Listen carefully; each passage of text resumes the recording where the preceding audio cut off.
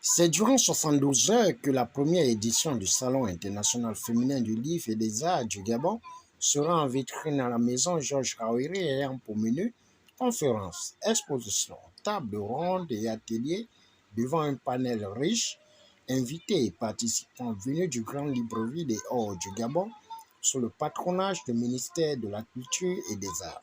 Aujourd'hui, 8 mars, où nous célébrons la journée pour les droits de la femme, il est important d'insister là-dessus. Pour les droits. Ce n'est pas la journée internationale de la femme.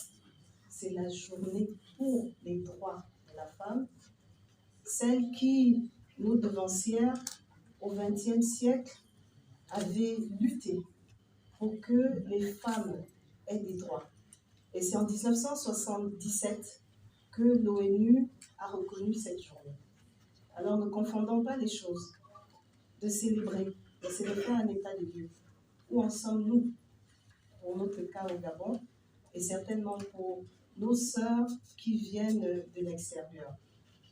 Là n'est pas le débat, mais je tiens à vous dire que vous êtes chez vous, ici à la maison Georges Kaouiri, première édition du Salon international féminin du livre et des arts du Gabon. La deuxième, la troisième, il faut que ce salon se pérennise. Le Salon international féminin du livre et des arts du Gabon émane d'un rêve collectif. L'idée a fusé dans nos conversations de manière anonyme, puis elle a germé durant 2 ans dans nos esprits. L'Union des écrivains gabonais a entraîné une multitude de personnes ressources dans une sorte de rêve éveillé qui a suscité une adhésion incroyable auprès des passionnés du livre et des arts. C'est alors qu'une communauté de rêveurs fous s'est formée et s'est répandue dans le pays telle une agréable contagion.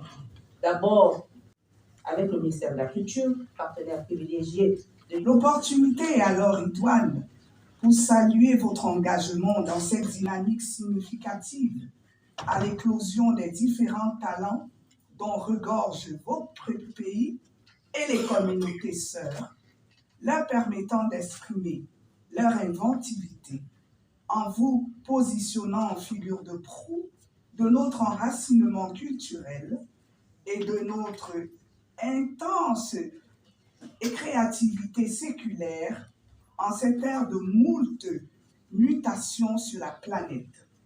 Vous balisez ainsi avec maestria le chemin de notre présence déterminante dans ce rendez-vous du donner et du recevoir, comme le prônait à bon escient Siddhartha Senghor.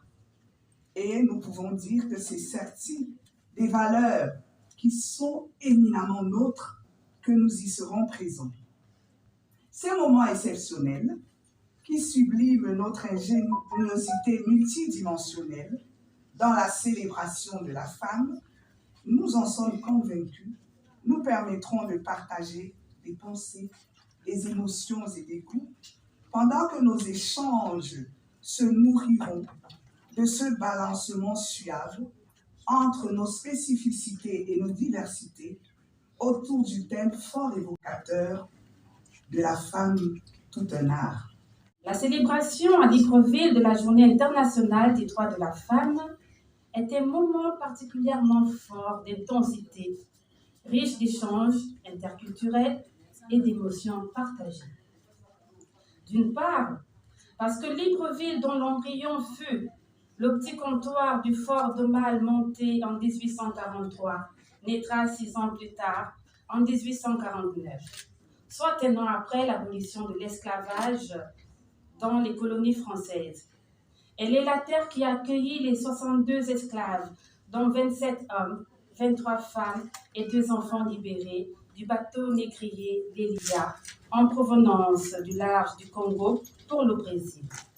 Après les allocutions, la marraine Justine Mintia et le représentant du ministère de la Culture et des Arts n'ont pas hésité de saluer ce banquet international du livre et des arts du Gabon afin de réhabiter le livre et la lecture dans notre société. Plus qu'un plaisir, c'est un honneur.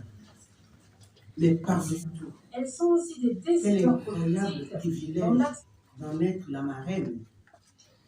Le thème En ma qualité de marraine, a je viens ici très humblement remercier toutes les personnes et dans la personnalités politique de promotion qui de ont la permis sa réalisation.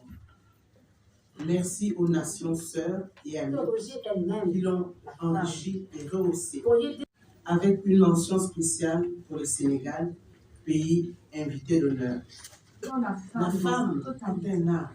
C'est-à-dire une femme, plume et des mots, la fierté Quelle et magnifique l'élégance. opportunité de mettre en lumière cette mystérieuse créature, celle dont la rondeur du ventre s'assimile à la rondeur du globe terrestre, celle qui réalise la performance de porter en son sein une vie autre que la sienne, celle qui a la prestigieuse mission de mettre au monde, celle qui, dans l'ombre, accompagne les destins, celle qui, enfin, est en même temps artiste et œuvre d'art. Une femme qui m'a précédé aux fonctions que j'ai actuellement. Une femme que je peux me permettre de dire qui nous a légué une immense tâche. Cette femme-là nous a légué et m'a fait comprendre personnellement en moi ce qu'était la culture.